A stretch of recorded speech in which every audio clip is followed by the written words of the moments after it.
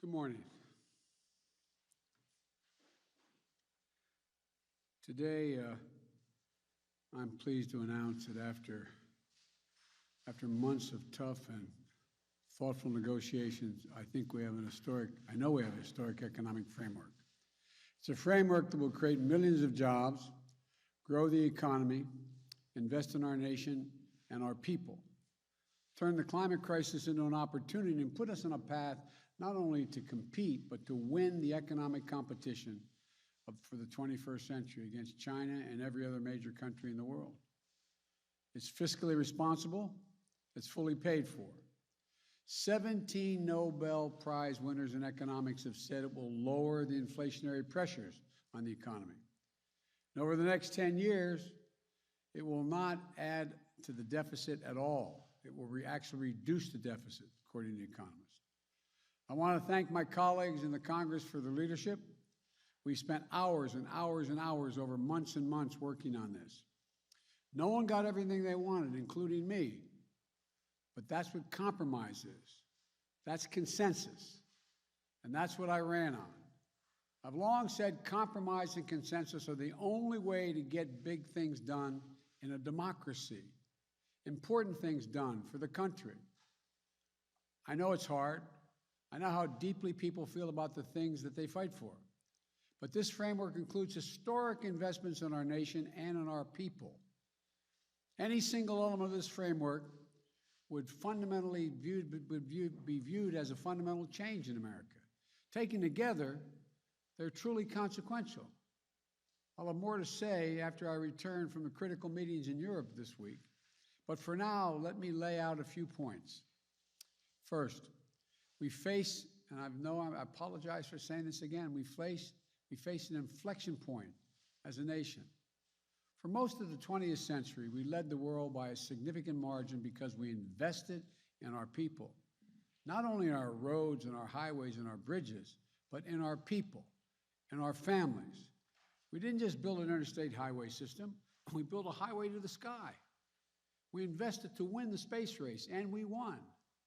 We're also among the first to provide access to free education for all Americans, beginning back in the late 1800s.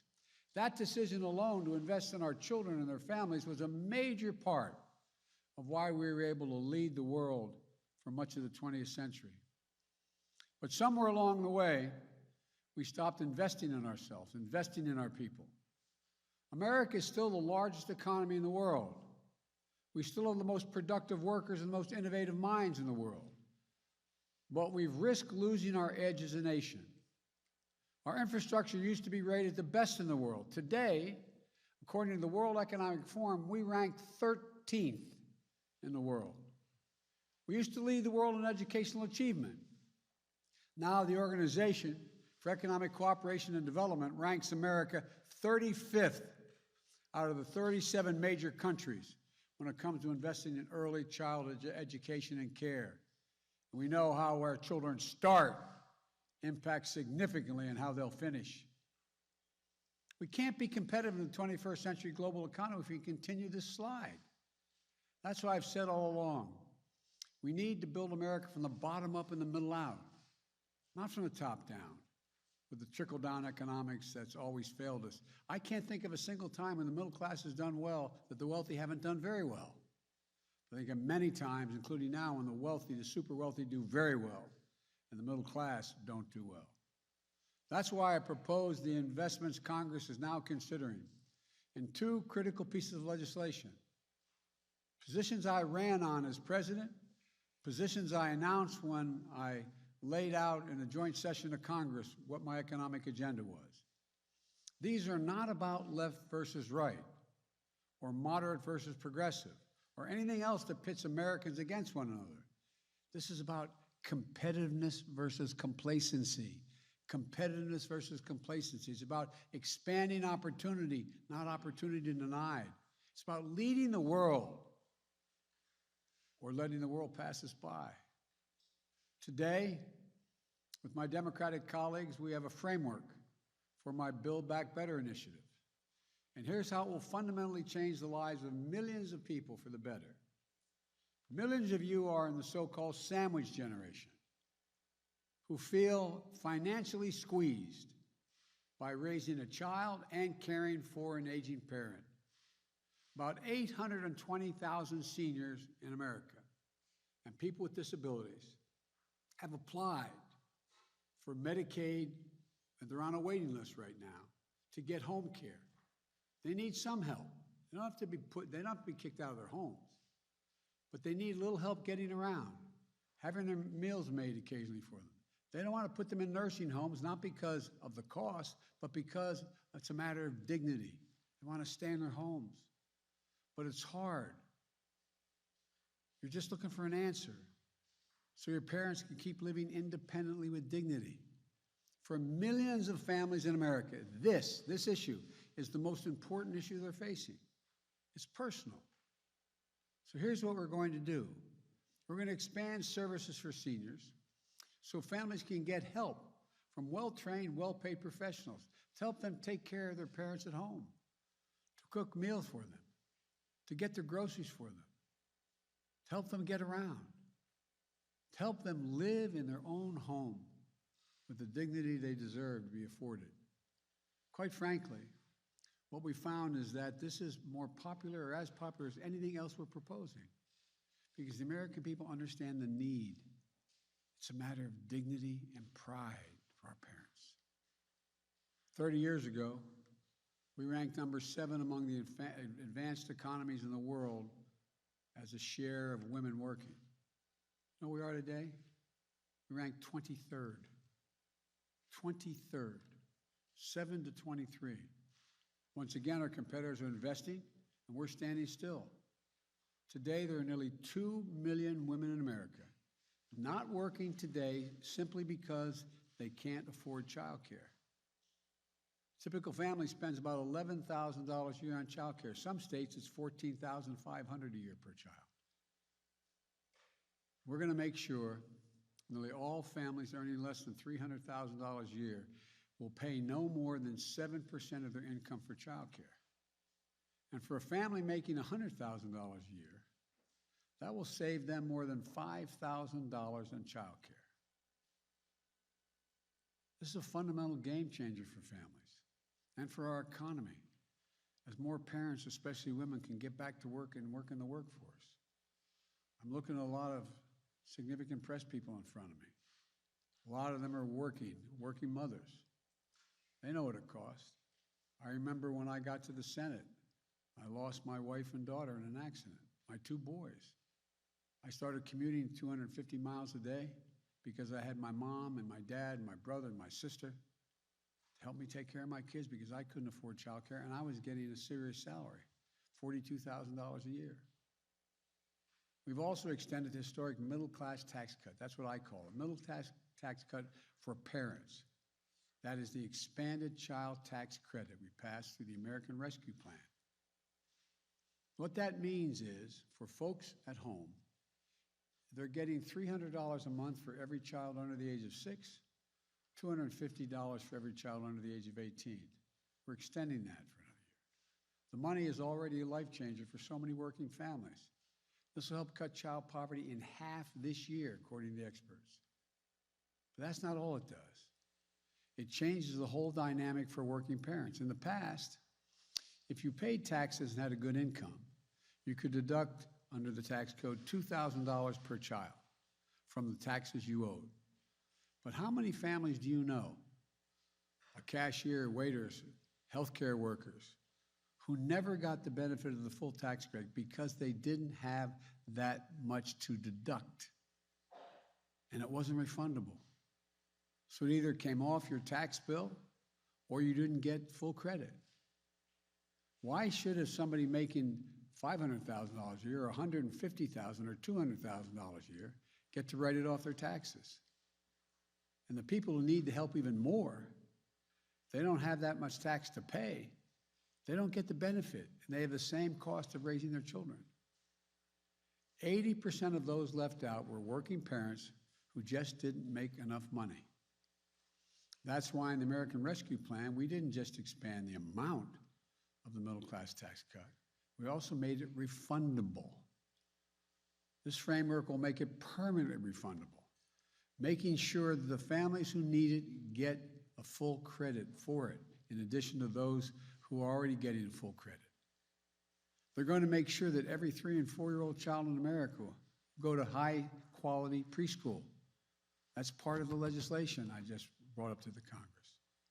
Studies show that when we put 3 and 4 years old in school, not daycare, school, we increase by up to 47% the chance that that child, no matter what their background, will be able to earn a college.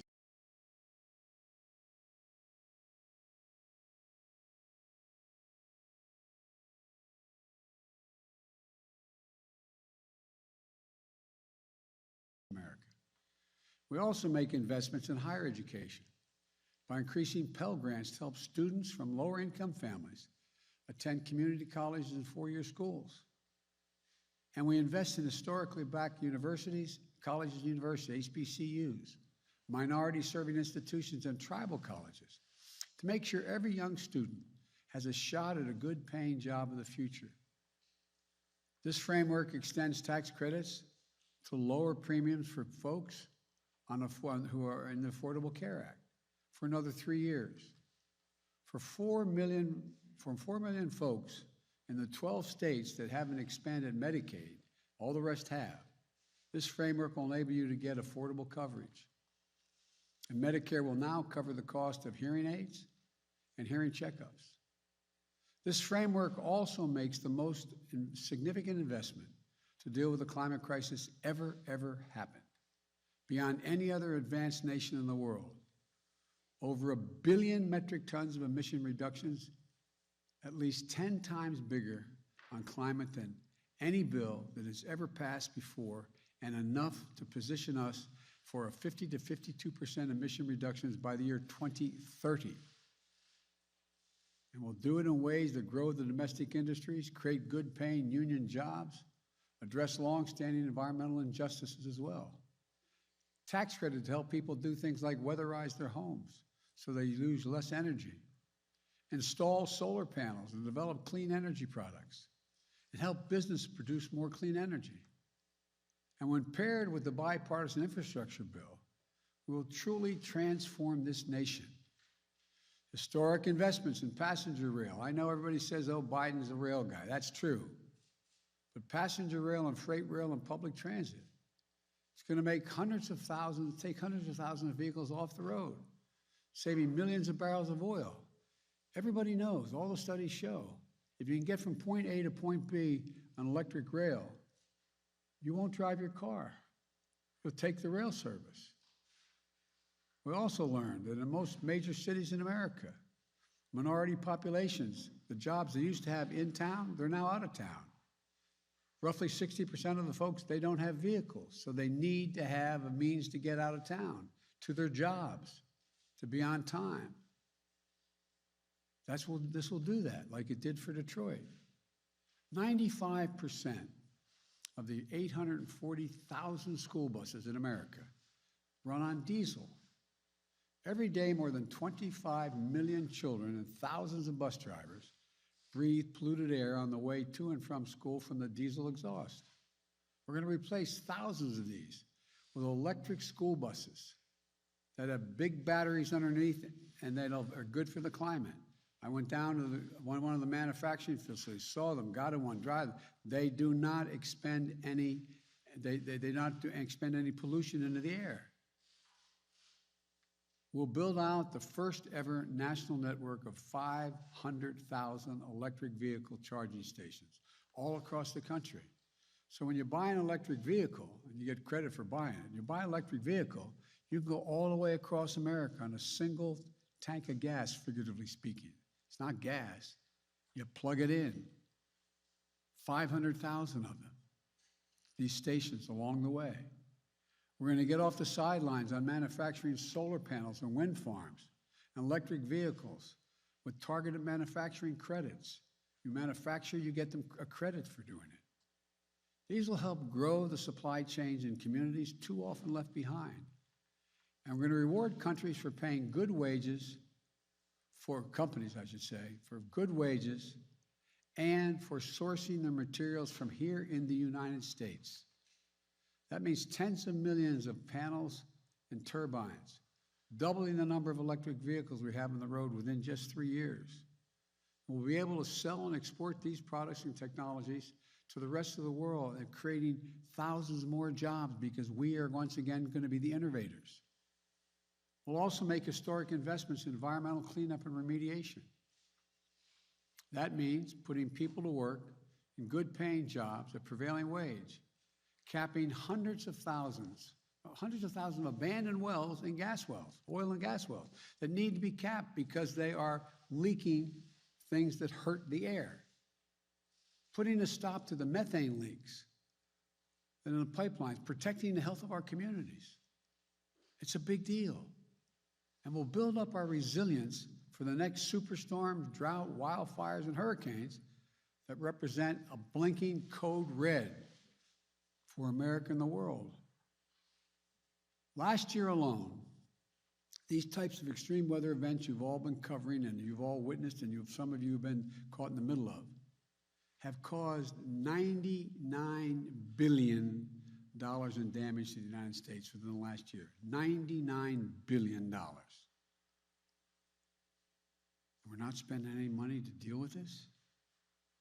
It's costing us significantly. In Pittsburgh, I met an IBEW electrical worker who climbs up on those power lines in the middle of a storm to try to put transformers in to keep the lights on when storms hit. He calls himself a 100% union guy. His job's dangerous. As he said, I quote, "I don't want my kids growing up in a world where the threat of climate change hangs over their heads," end of quote. Folks, we all have that obligation to our children and to our grandchildren. The bipartisan infrastructure bill is also the most significant investment since we built the interstate highway system and won the space race decades ago. This is about rebuilding the arteries of our economy. Across the country now, there are 45,000 bridges and 173,000 miles of roads that are in poor condition. Some of the bridges you don't even take a chance of going across. They're shut down. They can't be built back to the same standard because the weather's not going to get a lot better. We just got to keep from getting a heck of a lot worse. We have to build back better and stronger. No one should have to hold their breath as they cross a rundown bridge or a dangerous intersection in their hometown. We're going to put hardworking Americans on the job to bring our infrastructure up to speed. Good union jobs at prevailing wages. Jobs you can raise a family on. My dad would say you have a little breathing room. Jobs that can't be outsourced. Jobs replacing lead water pipes so families can drink clean water. Improving the health of our children and putting plumbers and pipe fitters to work. Jobs laying thousands of miles of transmission lines to build a modern energy grid. Jobs making a high-speed internet affordable and available everywhere in rural and urban America, particularly including the 35% of rural America that goes without it right now. This pandemic has made clear the need for affordable and available high-speed internet. The idea of a parent having to put their kids in a car for virtual learning, drive and sit in a McDonald's parking lot so their child can access the internet when school is taught virtually is not only unnecessary, it's just wrong. It's wrong. As I said before, these plans are fiscally responsible. They are fully paid for. They don't add a single penny to the deficit. They don't raise taxes on anyone making less than $400,000 a year. In fact, they reduce the deficit. Here's how. I don't want to punish anyone's success. I'm a capitalist. I want everyone to be able to, if they want to be a millionaire or billionaire, to be able to seek their goal. But all I'm asking is, pay your fair share. Pay your fair share. Pay your fair share. And right now, many of them are paying virtually nothing. Last year, the 55 most profitable corporations in America, 55 of them, paid zero in federal income tax on about $40 billion in profit. If they report big profits to their shareholders, They should be paying taxes. It's that simple. That's why the Build Back Better framework will have a 15% minimum on the largest corporations, a minimum tax of 15%. The top 1% of the wealthiest Americans evade, it's estimated by the experts, $160 billion a year in federal taxes. That's wrong. We're going to change that. I want to emphasize what I said from the beginning. Under my plans, if you earn less than $400,000, you won't pay a single penny more in federal taxes, period. In fact, these bills continue cutting taxes for middle class, for childcare, for health care, so much more. Let me close with this. For much too long, working people of this nation and the middle class of this country have been dealt out of the American deal. It's time to deal them back in. I ran for president saying it was time to reduce the burden on the middle class, to rebuild the backbone of this nation, working people and the middle class. I couldn't have been any clearer from the very moment I announced my candidacy. That's why I wrote these bills in the first place and took them to the people. I campaigned on them, and the American people spoke. This agenda, the agenda that's in these bills, is what 81 million Americans voted for. More people voted than any time in American history. That's what they voted for. Their voices deserve to be heard, not denied, or worse, ignored. Because here's what I know. If we make these investments, there will be no stopping the American people or America. We will own the future. I've long said it's never been a good bet to bet against the American people. I've said that to foreign leaders as well as everyone here in this country, which means it's always a good bet to bet on the American people. Just give them half a chance. And that's what we're doing. That's what these plans do.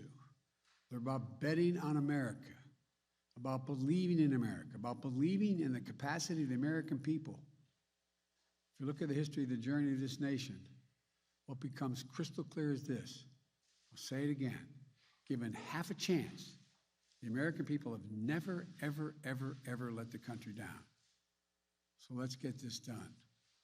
God bless you all, and may God protect your troops, and I'll see you in Italy and in Scotland. Thank you. Did Manchin and Sinema agree to this? Are you relying on? Do you have a firm commitment from Senator Sinema and Senator Manchin, Mr. President? Senators Manchin and Sinema.